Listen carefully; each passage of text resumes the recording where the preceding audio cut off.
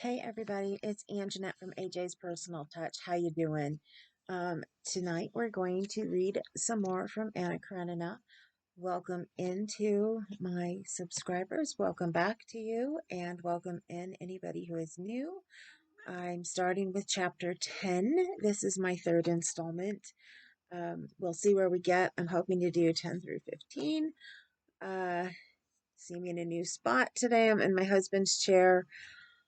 I've been doing a lot of, not a lot of, I've only had 2 sessions so far of physical therapy, and the last one really kicked me in the butt. My back is hurting me a lot, so I have to make sure that they know that the exercise actually kind of made things worse here for the last couple days. I couldn't tell it at the time I was doing the exercises, but I've had a hard time getting up and around the last couple days. So I thought it might be a little better if I sat up here in his recliner while he's at work instead of sitting over on the couch where I normally am. So I'll see how this goes. You may see me from here a little bit more often. He told me to take advantage of his chair while he's not here. At some point in time, we're going to move things around in this room, and we have another recliner, and we're going to bring it up here so I can sit in the recliner as well. Although, I kind of like all the room I have on the couch, because like to do this is okay, but if I'm going to sit here and crochet and be on the computer, I'm going to actually have to have my whips on the floor next to me. Yeah, I don't know. Who knows? I may have to invest in a craft cart then. And of course, this one wants to be on top of me at all times. Are you comfy now? Can we get started? I think we're good now. I thought we were going to be good with her up behind my head, but evidently not. We'll see. This is going to be a little, just a tad bit cumbersome, but we'll make it through. So let me get a drink here real quick. I just realized that my mouth is dry and I haven't even started yet.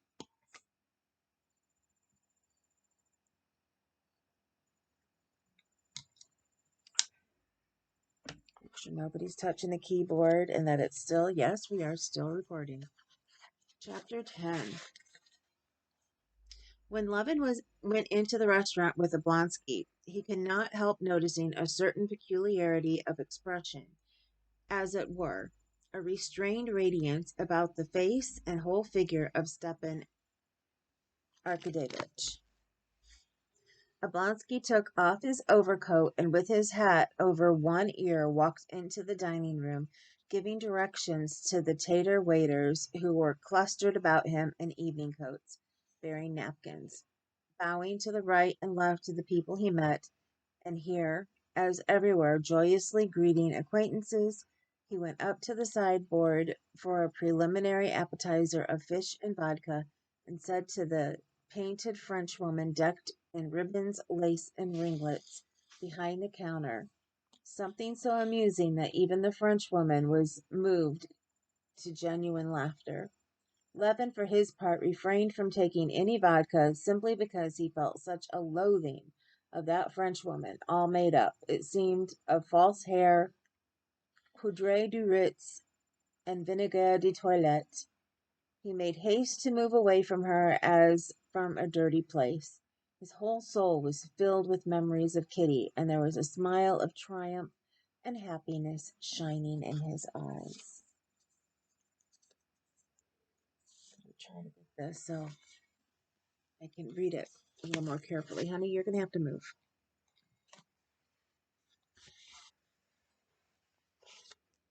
This way, Your Excellency, please. Your Excellency won't be disturbed here, said a particularly pertinacious, white-headed old tater with immense hips and coat-tails, gaping wildly behind. Walk in, Your Excellency, he said to Levin, by way of showing his respect to Stepan Arkadyevitch, being attentive to his guest as well.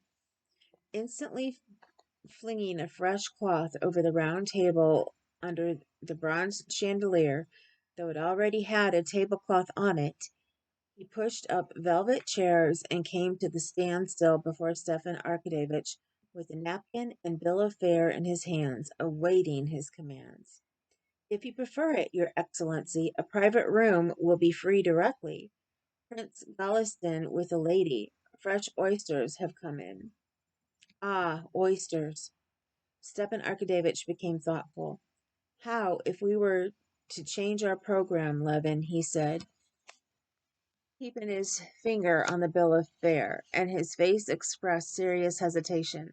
Are the oysters good? Mind now. They're Flensburg, Your Excellency. We've no Ostend. Flensburg will do, but are they fresh? Only arrived yesterday. Well then, how is it we were to begin with oysters and so change the whole program, eh? It's all the same to me. I should like cabbage soup and porridge better than anything. But of course there's nothing like that here. Porridge de la Rousse, your honor would like? Said Tater, bending down to Levin like a nurse speaking to a child. No, joking apart, whatever you choose is sure to be good.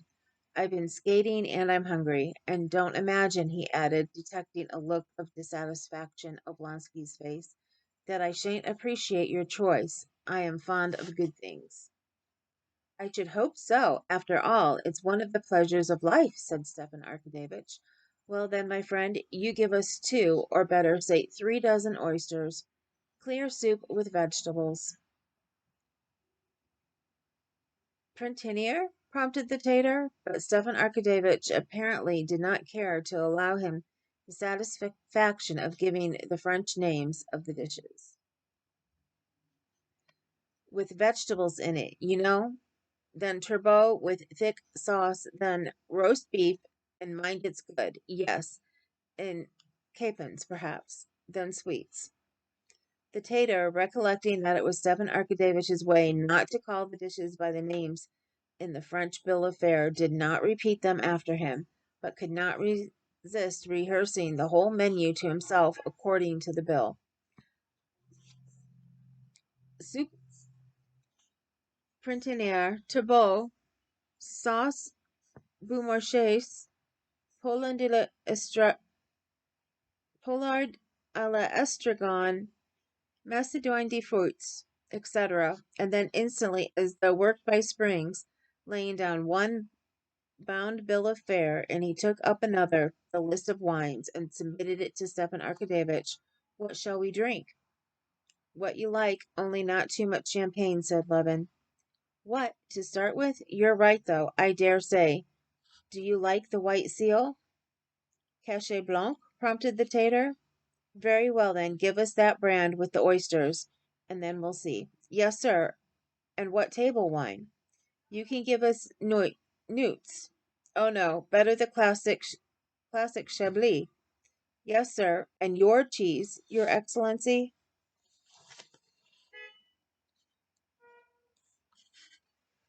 Oh yes, Parmesan. Or would you like another? No, it's all the same to me, said Levin, unable to suppress a smile, and the Tatar ran off with flying coattails, and in 5 minutes started in with a dish of opened oysters on mother of pearl shells and a bottle between his fingers. Stepan Arkadyevitch crushed the starchy napkin, tucked it into his waistcoat, and settling his arms comfortably, started on the oysters. Not bad, he said, stripping the oysters from the pearly shell with a silver fork and swallowing them one after another. Not bad, he repeated, turning his dewy, brilliant eyes from Levin to the Tatar. Levin ate the oysters indeed, though white bread and cheese would have pleased him better. But he was admiring Oblonsky. Even the Tatar, uncorking the bottle and pouring the sparkling wine into the delicate glasses, glanced at Stepan Arkadyevitch and settled his white cravat with a perceptible smile of satisfaction. You don't care much for oysters, do you? Said Stepan Arkadyevitch, emptying his wineglass. Or you're worried about something, eh? He wanted Levin to be in good spirits, but it was not that Levin was not in good spirits. He was ill at ease. With what he had in his soul, he felt sore and uncomfortable in the restaurant, in the midst of private rooms, where men were dining with ladies, and all this fuss and bustle, the surroundings of bronzes, looking glasses, gas, and waiters, all of it was offensive to him. He was afraid of sullying what his soul was brimful of. Yes, I am.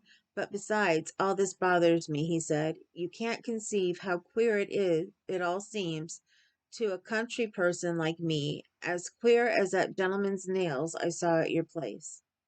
Yes, I saw how much interested you were in poor Grinovich's nails, said Stepan Arkadyevitch, laughing. It's too much for me, responded Levin. Do try now and put yourself in my place. Take the point of view of a country person. We're in the country, try to bring our hands into such a state as will be most convenient for working with. So we cut our nails. Sometimes we turn up our sleeves. And here, people purposely let their nails grow as long as they will and link on small saucers by the way of studs so that they can do nothing with their hands. Stepan Arkadyevitch smiled gaily. Oh, yes, that's just a sign that he has no need to do coarse work. His work is with the mind. Maybe, but still it's queer to me. Just at this moment it seems queer to me that we country folks try to get our meals over as soon as we can so as to be ready for our work, while here we are trying to drag out our meal as long as possible, and with the object eating oysters. And with that, sorry, and with that, object eating oysters. Why, of course, objected Stefan Arkadyevitch, but that's just the aim of civilization, to make everything a source of enjoyment. Well, if that's its aim, I'd rather be a savage. And so you are a savage. All you Levins are savages. Levin sighed. He remembered his brother Nikolay and felt ashamed and sore, and he scowled. But Oblonsky began speaking of a subject which at once drew his attention. Oh, I say, are you going tonight to our people? The Shklepatskys, I mean, he said, his eyes sparkling significantly as he pushed away the empty rough shells and drew the cheese towards him. Yes, I shall certainly go, replied Levin, though I fancied the princess was not very warm in her invitation.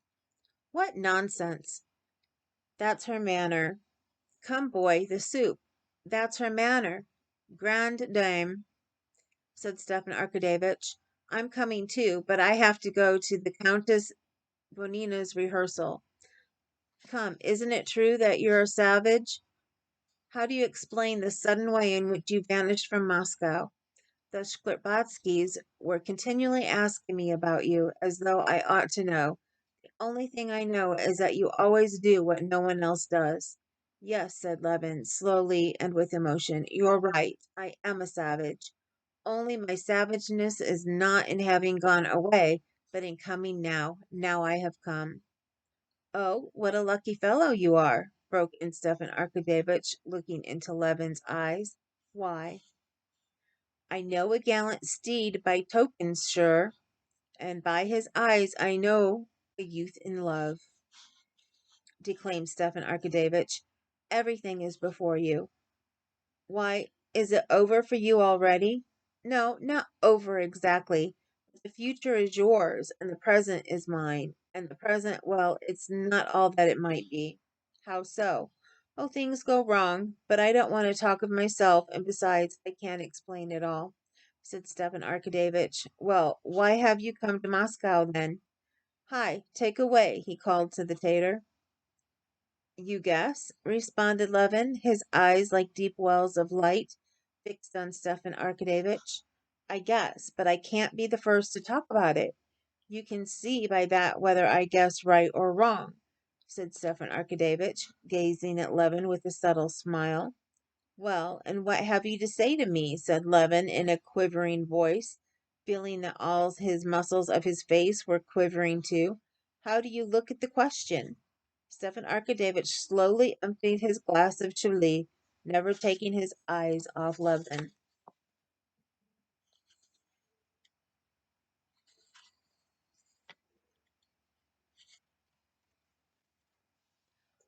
Said Stepan Arkadyevitch, there's nothing I desire so much as that. Nothing. I would be the best Did I miss a page? No. I, said Stefan Arkadevich, there's nothing I desire so much as that. Nothing. It would be the best thing that could ever be. But you're not making a mistake? You know what we're speaking of, said Levin, piercing him with his eyes. You think it's possible? I think it's possible. Why not possible? No, do you really think it's possible? No, tell me all you think. Oh, but if refusal's in store for me, indeed I feel sure. Why should you think that? Said Stephen Arkadevich, smiling at his excitement. It seems so to me sometimes that will be awful for me and for her too. Oh, well, anyway, there's nothing awful in it for a girl. Every girl's proud of an offer. Yes, every girl, but not she. Stefan Arkadevich smiled.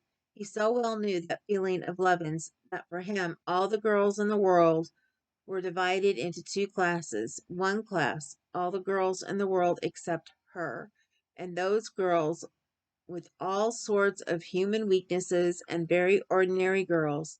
The other class, she alone, having no weaknesses of any sort and higher than all humanity. Stay, take some sauce, he said, holding back Levin's hand as it pushed away the sauce. Levin obediently helped himself to sauce, but would not let Stefan Arkadevich go on with his dinner. No, stop a minute, he said. You must understand that it's a question of life and death for me. I have never spoken to anyone of this, and there's no one I could speak of it to except you. You know we're utterly unlike each other, different tastes and views and everything. But I know you're fond of me and understand me, and that's why I like you awfully. But for God's sake, be quite straightforward with me. I tell you what I think, said Stefan Arkadevich, smiling. But I'll say more. My wife is a wonderful woman. Stefan Arkadevich sighed, remembering his position with his wife, and after a moment's silence resumed.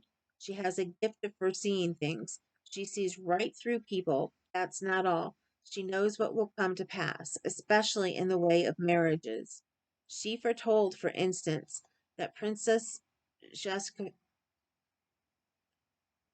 Shahoviskaya would marry Brentelin. No one would believe it, but it came to pass, and she's on your side. How do you mean? It's not only that she likes you, she says that Kitty is certain to be your wife. All these words, Levin's face suddenly lighted up with a smile not far from tears of emotion. She says that? Cried Levin. I always said she was exquisite, your wife. There, that's enough said about it, he said, getting up from his seat. All right, but do sit down. But Levin could not sit down. He walked with his firm tread twice up and down the little cage of a room, blinked his eyelids that his tears might not fall, and only then sat down to the table. You must understand, he said, it's not love. I've been in love. But it's not that. It's not my feeling, but a sort of force outside me that has taken possession of me. I went away, you see, because I made up my mind that it could never be. You understand, as a happiness that does not come on earth. But I've struggled with myself. I see there's no living without it, and it must be settled. What did you go away for? Ah, stop a minute.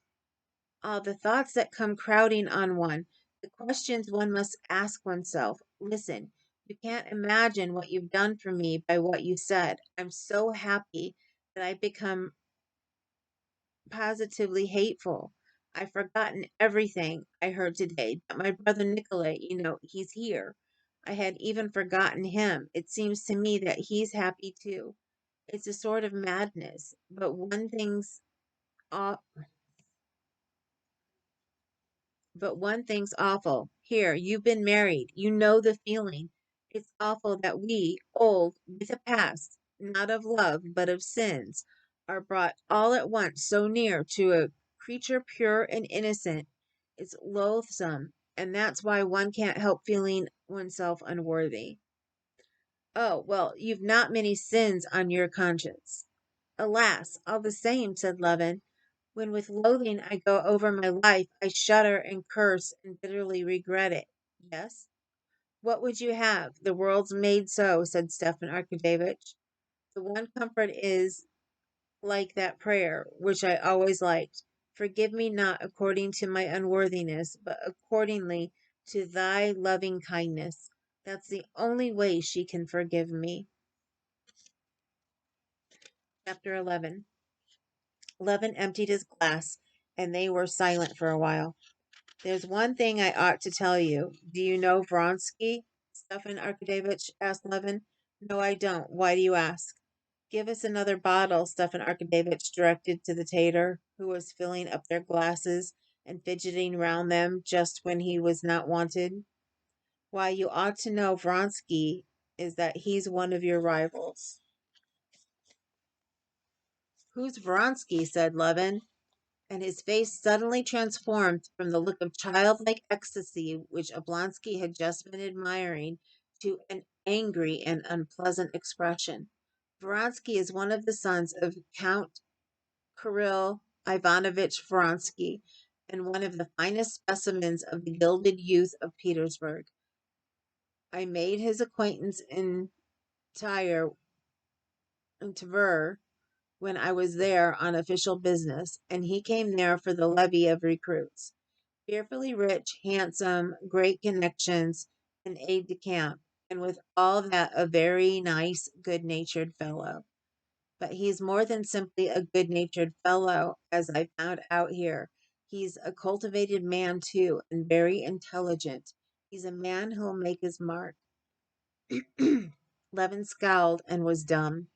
Well, he turned up here soon after you'd gone, and as I can see, he's over head and ears in love with Kitty, and you know that her mother. Excuse me, but I know nothing, said Levin, frowning gloomily, and immediately he recollected his brother Nikolay and how hateful he was to have been able to forget him. You wait a bit, said Stepan Arkadyevitch, smiling and touching his hand. I've told you what I know, and I repeat that in this delicate and tender matter, as far as one can conjecture, I believe the chances are in your favor. Levin dropped back in his chair. His face was pale. But I would advise you to settle the thing as soon as may be, pursued Oblonsky, filling up his glass. No, thanks. I can't drink any more, said Levin, pushing away his glass. I shall be drunk. Come tell me, how are you getting on? He went on, obviously anxious to change the conversation. One word more. In any case, I advise you to settle the question soon. Tonight. I don't advise you to speak, said Stefan Arkadyevich. Go round tomorrow morning and make an offer in due form, and God bless you. Oh, do you still think of coming to me for some shooting? Come next spring, do, said Levin. Now his whole soul was full of remorse, and he had begun this conversation with Stefan Arkadyevich. A feeling such as his was profaned by talk of rivalry of some Petersburg officer, of the suppositions and the counsels of Stepan Arkadyevich. Stepan Arkadyevich smiled. He knew what was passing in Levin's soul. I'll come some day, he said. But women, my boy, they're the pivot everything turns upon. Things are in a bad way with me, very bad. And it's all through women. Tell me frankly now, he pursued, picking up a cigar and keeping one hand on his glass. Give me your advice. What is it? I'll tell you. Sup- Suppose you're married, you love your wife, but you're fascinated by another woman. Excuse me, but I'm absolutely unable to comprehend how, just as I can't comprehend how I could now, after my dinner, go straight to a baker's shop and steal a roll.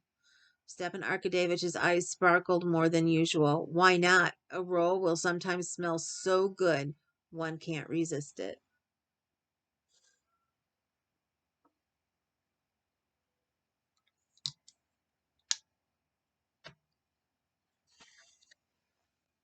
Himmlisch ist, wenn ich bezwungen, mein irdisch Weiger, aber doch wenn nicht Gullian, Jalou, aber doch wenn nicht gelungen hat ich oft recht hübsch Plaisir. As he said this, Stefan Arkadevich smiled subtly. Levin, too, could not help smiling. You have to forgive me. The only foreign language I learned in high school was Latin, so trying to speak some of these German and French words, I'm not doing that well. Yes, but joking apart, resumed Stepan Arkadevich, you must understand that the woman is sweet, gentle, loving creature, poor and lonely, and has sacrificed everything. Now, when the thing's done, don't you see, can one possibly cast her off?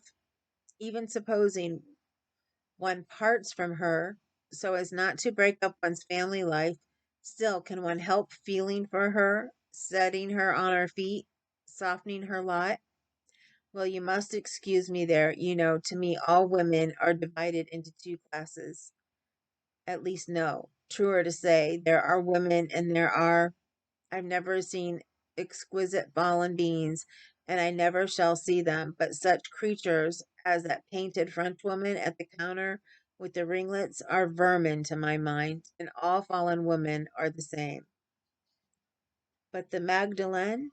Ah, drop that. Christ would never have said those words if he had known how they would be abused. Of all the gospel, those words are the only ones remembered. However, I'm not saying so much. What I think is what I feel. I have a loathing for fallen women. You're afraid of spiders, and I of these vermin. Most likely you've not made a study of spiders and don't know their character, and so it is with me. It's very well for you to talk like that. It's very much like that gentleman in Dickens who used to fling all the difficult questions over his right shoulder. But to deny the facts is no answer. What's to be done? You tell me that. What's to be done? Your wife gets older while you're full of life. Before you've time to look round, you feel that you can't love your wife with love, however much you may esteem her, and then all at once love turns up and you're done for, Stepan Arkadevich said with weary despair. Levin half smiled. Yes, you're done for, resumed Oblonsky. But what's to be done? Don't steal rolls. Stepan Arkadevich laughed outright. Oh, moralist. But you must understand there are two women. One insists only on her rights, and those rights are your love, which you can't give her, and the other sacrifices everything for you and asks for nothing. What are you to do? How are you to act? There's a fearful tragedy in it. If you care for my profession of faith as regards that, I'll tell you that I don't believe there was any tragedy about it, and this is why. To my mind, love, both the sorts of love which you remember Plato defines in his banquet, served as the test of men. Some men only understand one sort, and some only the other. And those who only know the non Platonic love have no need to talk of tragedy. In such love, there can be no sort of tragedy. I'm much obliged for the gratification, my humble respects. That's all the tragedy. And in platonic love, there can be no tragedy, because in that love, all is clear and pure. Because at that instant, Levin recollected his own sins and the inner conflict he had lived through, and he added unexpectedly, but perhaps you are right. Very likely. I don't know. I don't know. It's this, don't you see, said Stepan Arkadevich. You are very much all of a piece. That's your strong point and your failing. You have a character that's all of a piece, and you want the whole of life to be of a piece too. But that's not how it is. You despise public official work because you want the reality to be invariably corresponding all the while with the aim. And that's not how it is. You want a man's work too, always to have a defined aim and love and family. Life always to be undivided. And that's not how it is. All the variety, all the charm, all the beauty of life has made up of light and shadow. Levin sighed and made no reply. He was thinking of his own affairs and did not hear Oblonsky.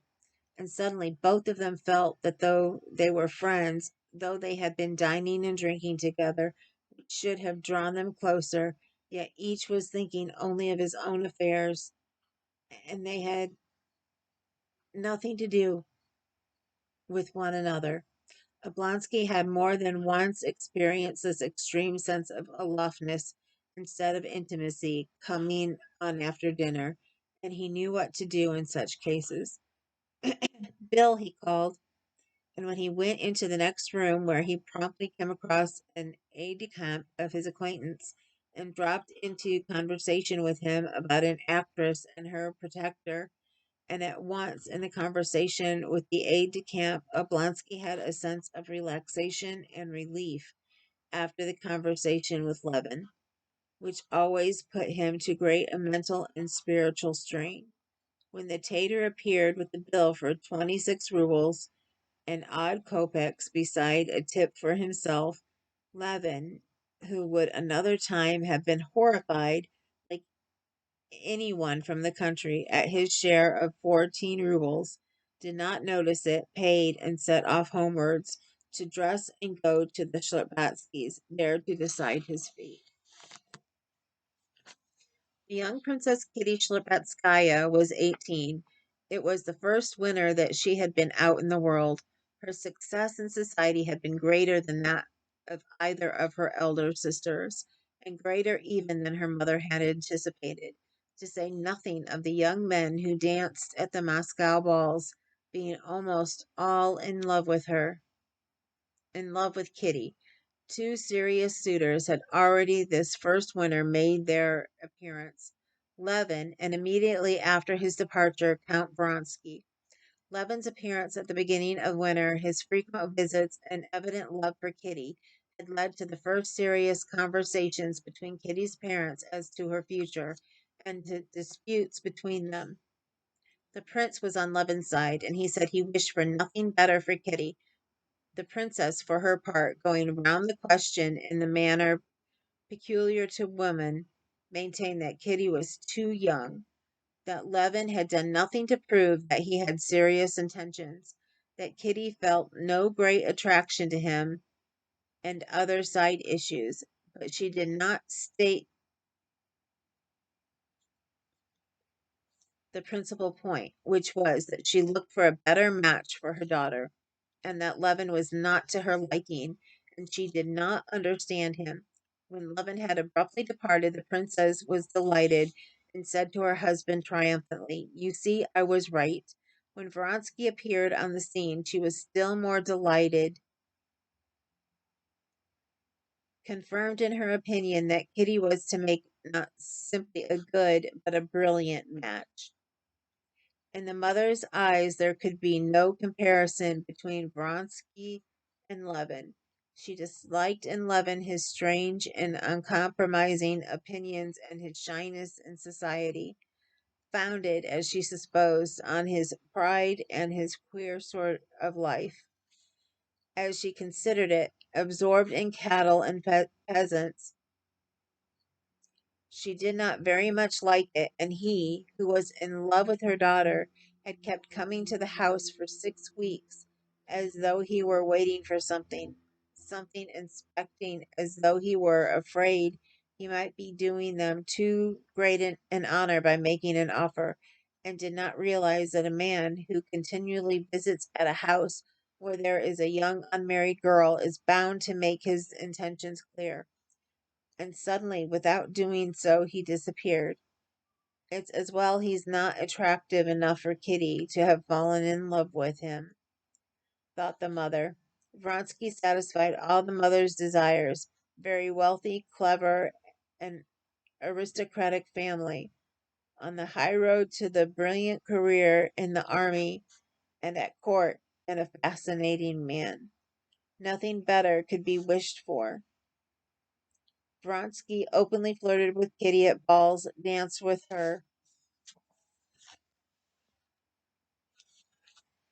and came continually to the house. Consequently, there could be no doubt of the seriousness of his intentions. But in spite of that, the mother had spent the whole of that winter in a state of terribly anxiety and agitation. Princess Shkletbatskaya had herself been married 30 years ago, her aunt arranging the match. Her husband, about whom everything was well known beforehand, had come, looked at his future bride, and been looked at. The matchmaking aunt had ascertained and communicated their mutual impression. That impression had been favorable.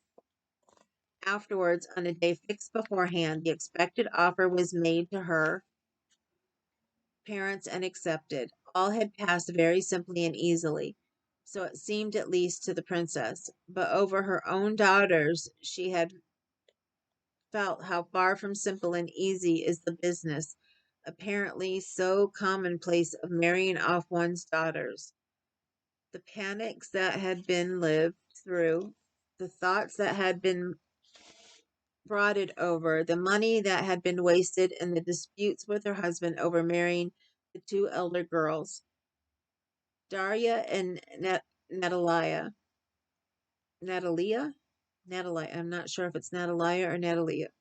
Now, since the youngest had come out, she was going through the same terrors, the same doubts, and still more violent quarrels with her husband than she had had over the elder girls. The old prince, like all fathers indeed, was exceedingly punctilious on the score of the honor and reputation of his daughters. He was irrationally jealous over his daughters, especially over Kitty, who was his favorite. At every turn he had scenes with the princess for compromising her daughter.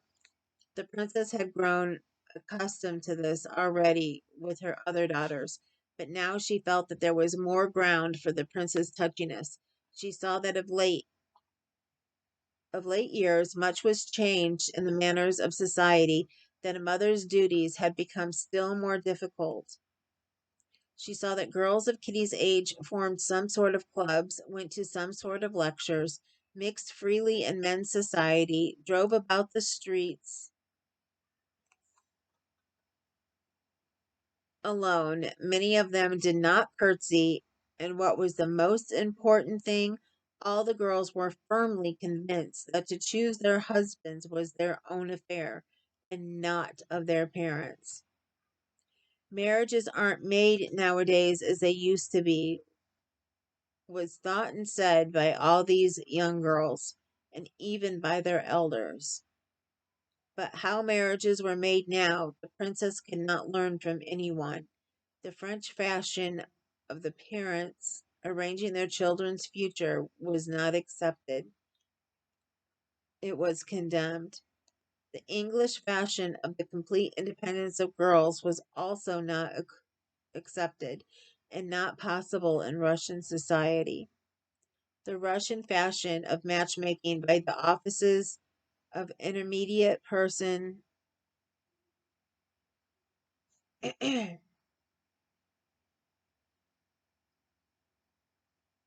was for some reason considered unseemly. It was ridiculed by everyone and by the princess herself. But how girls were to be married and how parents were to marry them, no one knew. Every one with whom the princess had chanced to discuss the matter said the same thing. Mercy on us, it's high time in our day to cast off all the old fashioned business. It's the young people have to marry and not to their parents. And so we ought to leave the young people to arrange it as they choose. It was very easy for anyone to say that who had no daughters, but the princess realized that in the process of getting to know each other, her daughter might fall in love and fall in love with someone who did not care to marry her or was quite unfit to be her husband. And however much it was instilled into the princesses that in our time young people ought to arrange their lives for themselves, she was unable to believe it, just as she would have been unable to believe that at any time whatever the most suitable playthings for children 5 years old ought to be loaded pistols. And so the princess was more uneasy over Kitty than she had been over her elder sisters. Now she was afraid that Vronsky might confine himself to simply flirting with her daughter. She saw that her daughter was in love with him, but tried to comfort her with the thought that he was an honorable man and would not do this. But at the same time, she knew how easy it is with the freedom of manners of today to turn a girl's head, and how lightly men generally regard such a crime. The weeks before, the week before, Kitty had told her mother con- of a conversation she had with Vronsky during a mazurka. This conversation had partly reassured the princess, but perfectly at ease she could not be. Vronsky had told Kitty that both he and his brother were so used to obeying their mother that they never made up their minds to any important undertaking without consulting her. And just now I am impatiently awaiting my mother's arrival from Petersburg as peculiarly fortunate, he told her. Kitty had repeated this without attaching any significance to the words, but her mother saw them in a different light. She knew that the old lady was expected from day to day, and she would be pleased at her son's choice, and she felt it strange that he should not make his offer through fear of vexing his mother. However, she was so anxious for the marriage itself, and still more relieved and still more for relief from her fears, that she believed it was so. Bitter as it was for the princess to see unhappiness of her eldest daughter, Dolly, on the point of leaving her husband, her anxiety over the decision of her youngest daughter's fate engrossed all her feelings. Today, with Levin's reappearance, a fresh source of anxiety arose. She was afraid that her daughter, who had at one time, as she fancied, a feeling for Levin, might, from extreme sense of honor, refuse Vronsky, and that Levin's arrival might generally complicate and delay the affairs so near being concluded. Why, he's been here long? The princess asked about Levin as they returned home. He came today, mamma. There's one thing I want to say, began the princess, and from her seriousness and alert face, Kitty guessed what it would be. Mamma, she said, flushing hotly and turning quickly to her, please, please don't say anything about that. I know all about it. She wished for what her mother wished for, but the motives of her mother's wishes wounded her. I only want to say that to raise hopes. Mamma, darling, for goodness sake, don't talk about it. I'm so horrible to take down about it.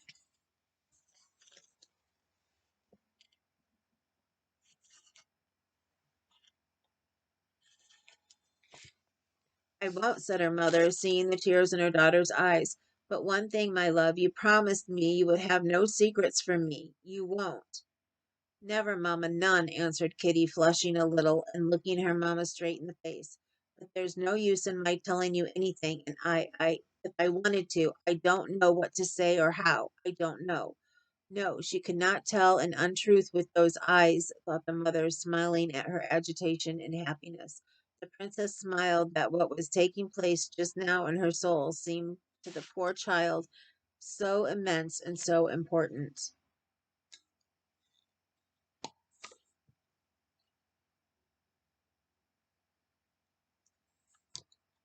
Chapter 13. After dinner until the beginning of the evening, Kitty was feeling a sensation akin to the sensation of a young man before a battle. Her heart throbbed violently, and her thoughts would not rest on anything. She felt that this evening, when they would both meet for the first time, would be a turning point in her life, and she was continually picturing them to herself, at one moment each separately and them both together. When she mused on the past, she dwelt with pleasure, with tenderness, on the memories of her relations with Levin. The memories of childhood and of Levin's friendship with her dead brother gave a special poetic charm to her relations with him. His love for her, of which she felt certain, was flattering and delightful to her, and it was pleasant for her to think of Levin. In her memories of Vronsky, there always entered a certain element of awkwardness, though he was in the highest degree well bred and at ease, as though there were some false note. Not in Vronsky, he was very simple and nice, but in herself, while with Levin she felt perfectly simple and clear. But on the other hand, directly she thought of the future with Vronsky, there arose before her a perspective of brilliant happiness. With Levin, the future seemed misty. When she went upstairs to dress and looked into the looking glass, she noticed with joy that it was one of her good days, and that she was in complete possession of all her forces. She needed this, so for what to lay before her, she was conscious of external composure and free grace in her movements. At 7:30, she had only just gone down into the drawing room when the footman announced, Konstantina Dmitrievich Levin. Sorry, not Konstantina. Konstantin Dmitrievich Levin. The princess was still in her room, and the prince had not come in. So it's to be, thought Kitty, and all the blood seemed to rush to her heart. She was horrified at her paleness as she glanced into the looking glass. At that moment she knew beyond doubt that he had come early on purpose to find her alone and to make her an offer. And only then, for the first time, the whole thing presented itself in a new, different aspect. Only then she realized that the question did not affect her only, with whom she would be happy and whom she loved, but that she would have that moment to wound a man whom she liked, and to wound him cruelly. What for? Because he, dear fellow, loved her, was in love with her. But there was no help for it, so it must be so. It would have to be. My God, shall I myself really have to say it to him? She thought. Can I tell him I don't love him? That will be a lie. What am I to say to him? That I love someone else? No, that's impossible. I'm going away. I'm going away. She had reached the door when she heard his step. No, it's not honest. What have I to be afraid of? I have done nothing wrong. What is to be will be. I'll tell the truth. And with him, one can't still can't be ill at ease. Here he is, she said to herself, seeing his powerful, shy figure with his shining eyes fixed on her. She looked straight into his face as though imploring him to spare her, and gave her hand. It's not time yet. I think I'm too early, he said, glancing round the empty drawing room. When he saw that his expectations were realized, that there was nothing to prevent him from speaking, his face became gloomy. Oh no, said Kitty, and sat down at the table. But this was just what I wanted, to find you alone, he began, not sitting down and not looking at her so as not to lose courage. Mamma will be down directly. She was very much tired yesterday. She talked on, knowing what her lips were uttering, and not taking her supplicating and caressing eyes off him. He glanced at her. She blushed and ceased speaking.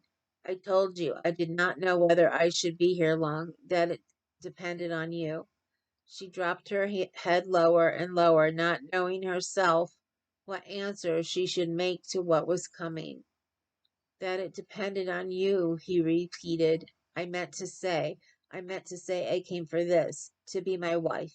He brought out, not knowing what he was saying, but feeling that the most terrible thing was said, he stopped short and looked at her. She was breathing heavily, not looking at him. She was feeling ecstasy. Her soul was flooded with happiness. She had never anticipated that utterance of love would produce such a powerful effect on her.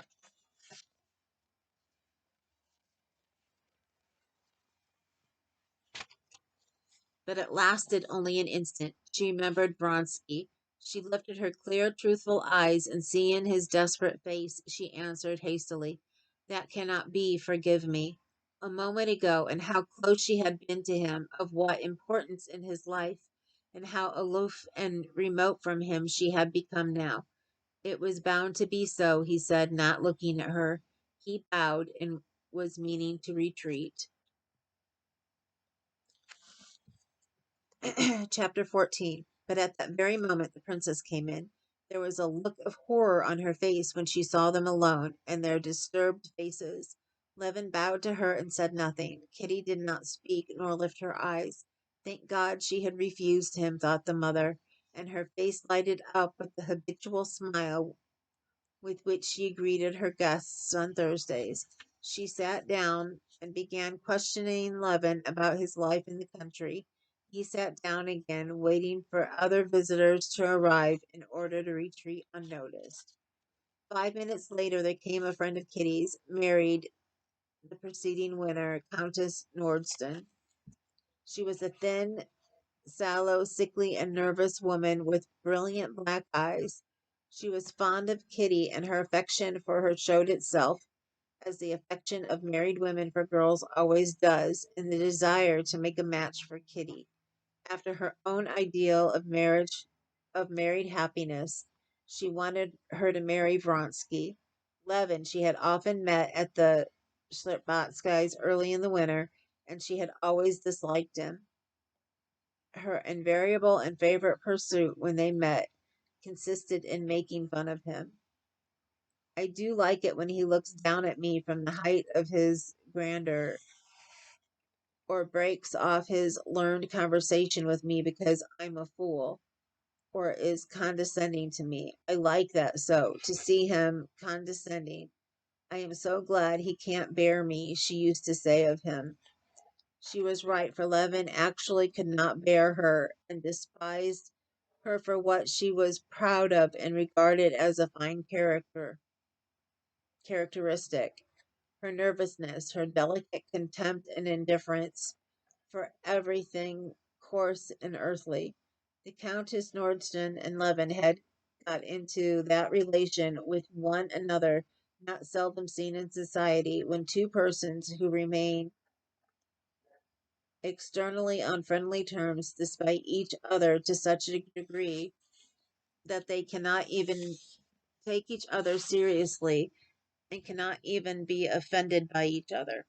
The Countess Nordström pounced upon Levin at once.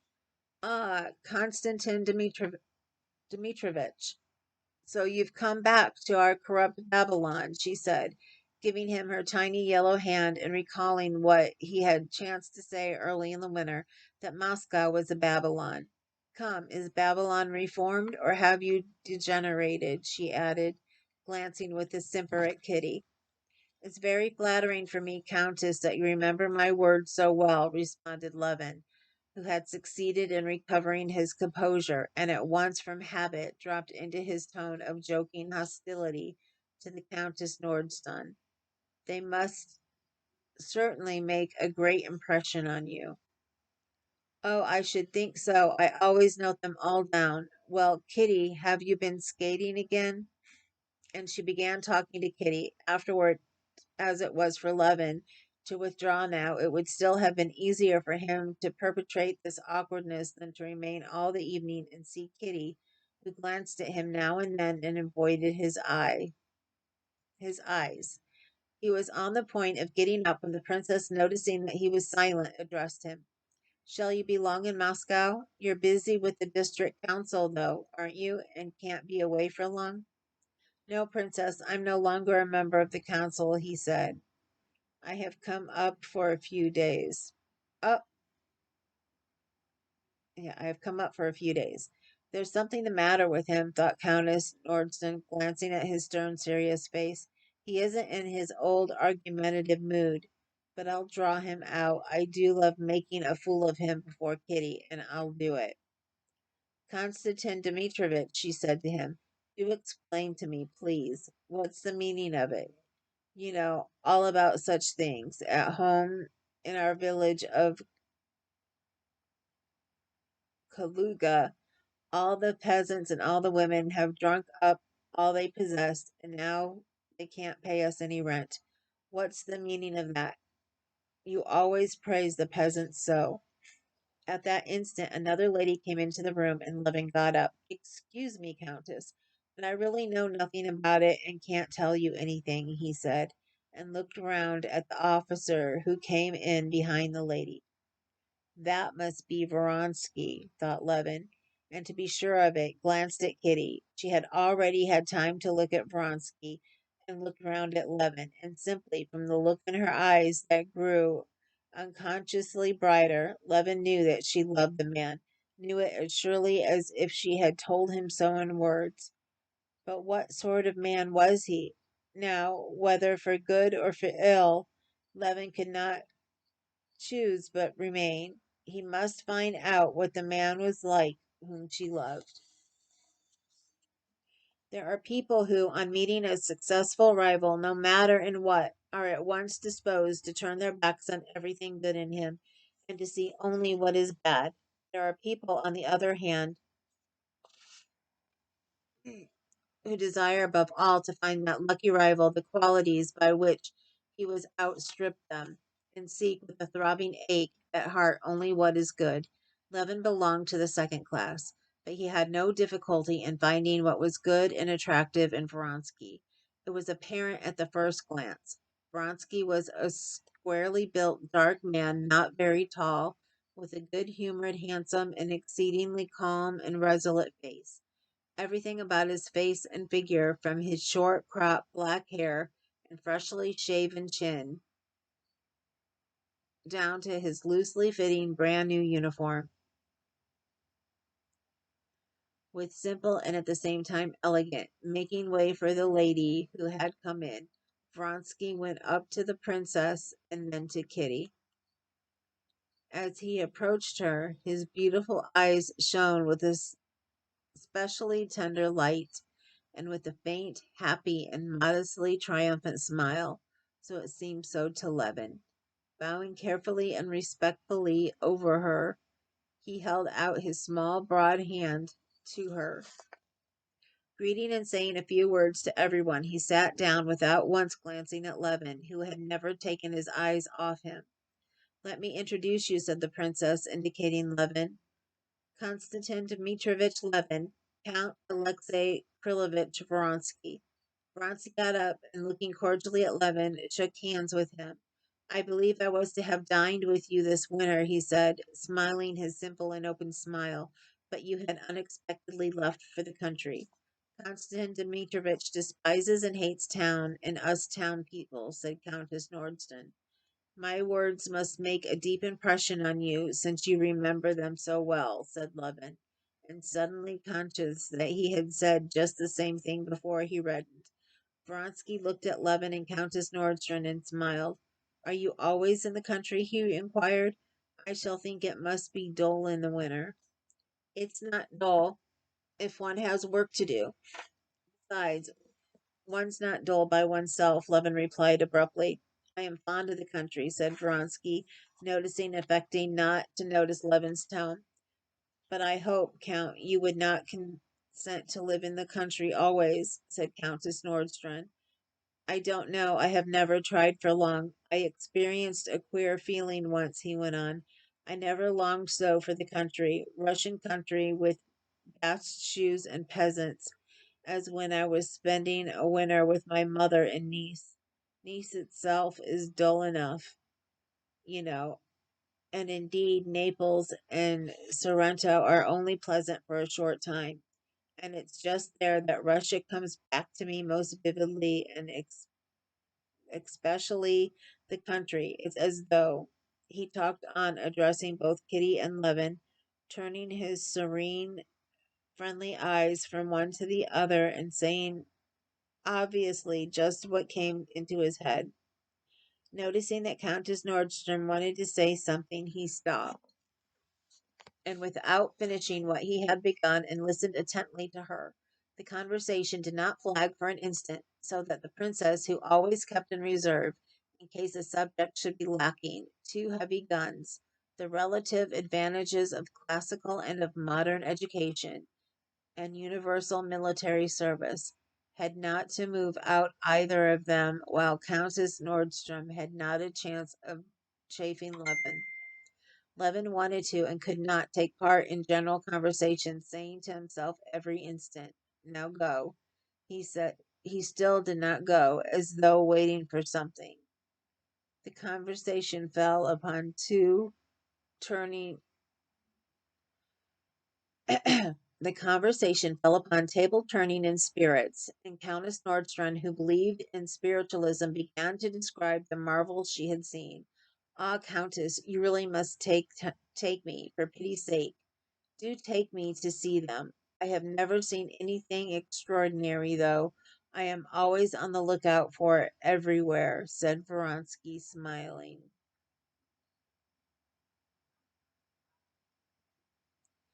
"Very well, next Saturday," answered Countess Nordstrand. "But you, Konstantin Dmitrievitch, did you believe in it?" she asked Levin. "Why do you ask me? You know what I shall say. But I want to hear your opinion." "My opinion," answered Levin, "is only that the table turning simply proves that educated society, so called, is no higher than the peasants. They believe in the evil eye and in witchcraft and omens, while we Oh, then you don't believe in it. I can't believe in it, Countess. But if I've seen it myself, the peasant women too tell us they've seen goblins. Then you think I'd tell a lie?" And she laughed, a mirthless laugh. "Oh no, Masha," Konstantin Dmitrievitch said he could not believe in it, said Kitty, blushing for Levin, and Levin saw this, and still more exasperated, would have answered, but Vronsky, with his bright, frank smile, rushed to the support of the conversation, which was threatening to become disagreeable. "You do not admit you do not admit the conceivability at all?" he queried. "But why not? We admit the existence of electricity, of which we know nothing.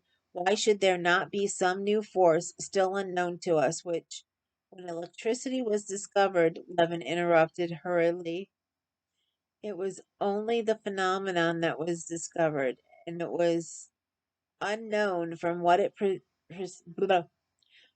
preceded and what were its effects, and ages passed before its applications were conceived. But the spiritualists have begun with tables writings for them, and spirits appearing to them, and having only later start saying that it is an unknown force." Vronsky listened attentively to Levin, and as he always did listen, obviously interested in his words. "Yes, but the spiritualists say we don't know at present what this force is, but there is a force, and these are conditions in which it acts.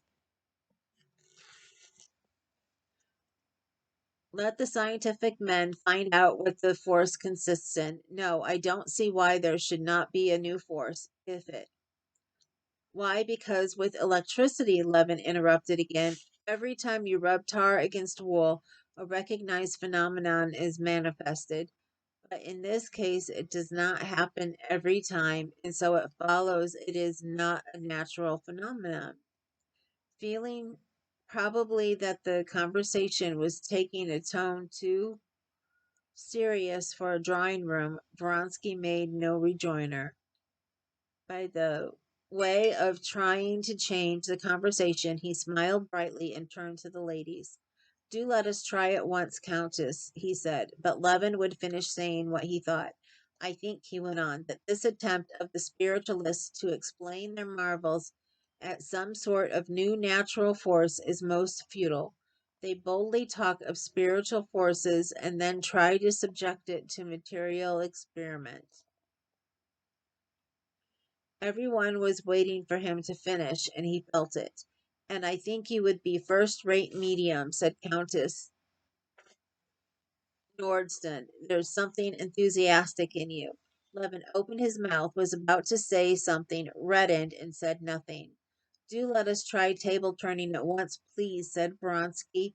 Princess, will you allow it? And Vronsky stood up, looking about for a little table.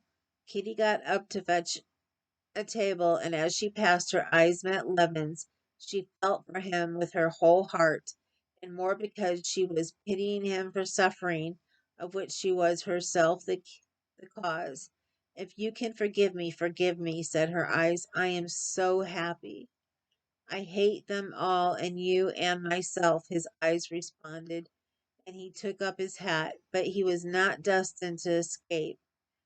Just as they were arranging themselves round the table and Levin was on the point of retiring, the old prince came in and after greeting the ladies, addressed Levin.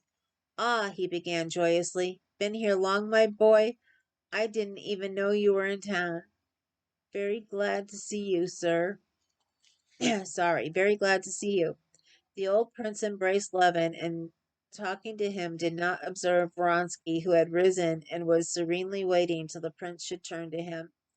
Kitty felt how distasteful her father's warmth was to Levin after what had happened. She saw, too, how coldly her father responded at last to Vronsky's bow, and how Vronsky looked with amiable perplexity at her father, as though trying and failing to understand how and why anyone could be hostilely disposed towards him, and she flushed. Prince, let us have Konstantin Dmitrovitch, said Countess Nordston. We want to try an experiment. What experiment? Table turning? Well, you must excuse me, ladies and gentlemen, but to my mind it is better fun to play the ring game, said the old prince, looking at Vronsky and guessing that it had been his suggestion. There's some sense in that anyway. Vronsky looked wonderingly at the prince with his resolute eyes, and with a faint smile began immediately talking to Countess Nordstrand of the great ball that was to come off next week. I hope you will be there, he said to Kitty.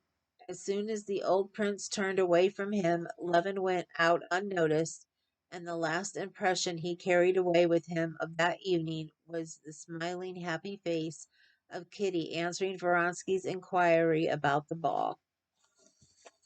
Okay, that is it for today.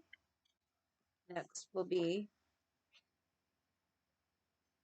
chapter 15. It's already over an hour, so I'm going to stop there. We got 4 more chapters done, so I think that's pretty good. And I will be back in another couple days because, like I said, I'm going to try at least 2 days a week. I was hoping to get 3 in this week, but like I said, I was down the last 2 days. I know I was still a little tired tonight and I dragged some in places. I am very sorry about that, but I did my best. I was going to try to do chapter 16 real quick, but I think it stopped at a very good place. So, with that said, I will see you guys later and I will get this uploaded. Remember, no matter what, you matter. And if you need anything, please email me. And also, you're beautiful and gorgeous and handsome. And please remember that. And don't let anybody take that away from you. And I will see all of you soon. Oh, before I forget, I want to know, for those of you who are listening along, I want to do some kind of live recap where you guys can tell me what you think of the book. We can all talk about it. So, I think we're at a good spot to actually have one. So, tell me in the comments below what you think of having um, a live discussion, or I have a live and we can all discuss the book. I think that would be, really nice and interesting. So, yeah, maybe tomorrow's Friday, so it's the weekend. So maybe next Wednesday, since I don't have my other live, or it could be Tuesday or Thursday as well. just let me know if you'd want to have one, and let me know what day is good for you, because I need to make sure that you guys, whoever is actually following along, can come to the live. So, yes, please comment below if you would like to do that, and let me know what day and time is good for you. And we will try to get that going. If we end up having to go a little farther in the book before we can set one up, I understand that too. Um, because right now, after finishing that last chapter, I would like to sit down and see what people think. Um, that's one thing that I miss about having to read books for school, is that after every chapter, discuss it and what's going on. So I miss discussions like that. So anyway, I will talk to you later. I am getting very tired, and I have some other things I need to get done tonight. And wow, it's already later than I had wanted it to be, because I got started late.